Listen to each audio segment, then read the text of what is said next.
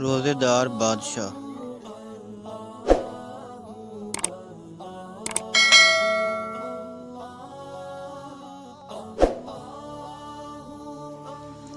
ایک سپاہی کی بیوی نے اپنے خاوند کو کہا، اے سرتاج، جا کر بچوں کے لیے کھانے کا انتظام کر۔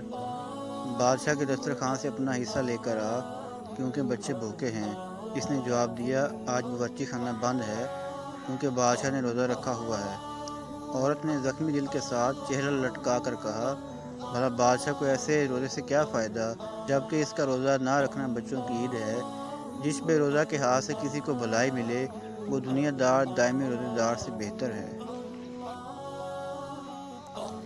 روزی تو اس کے لیے بہتر ہے جو اپنا دوپہر کا کھانا کسی بھوکے کو کھلائے، ورنہ تو اس نے ضرور بچت کے لیے روزہ رکھا ہے کہ ایک وقت کا کھانا بچا کر دوسرے وقت میں ہی خود کھا لیا ہے۔ ایسے نادان روزے دار کے نظریات کفر اسلام کو گڑبڑ کر دیتے ہیں۔ مقام غور ہے، پانی بھی صاف ہے اور شیشہ بھی صاف، لیکن دونوں میں فرق تمیز والا ہی کر سکے گا۔ سبق: اگر نفلی عبادت چھوڑ دینے سے کسی غریب کا بھلا ہو رہا ہو تو عبادت چھوڑ کر غریب کی بھلائی کے کام میں مصروف ہو جانا زیادہ بہتر ہے۔ حضور علیہ السلام کی سیرت مبارکہ میں یہ بات موجود ہے کہ کوئی شخص اگر آپ کو ملنے آتا اور آپ نفلی عبادت میں مصروف ہوتے تو عبادت موقوف کر دیتے، پہلے اس کی بات سنتے اور جو مسئلہ ہوتا حل فرماتے اور اس سے فارغ ہو کر عبادت میں لگ جاتے۔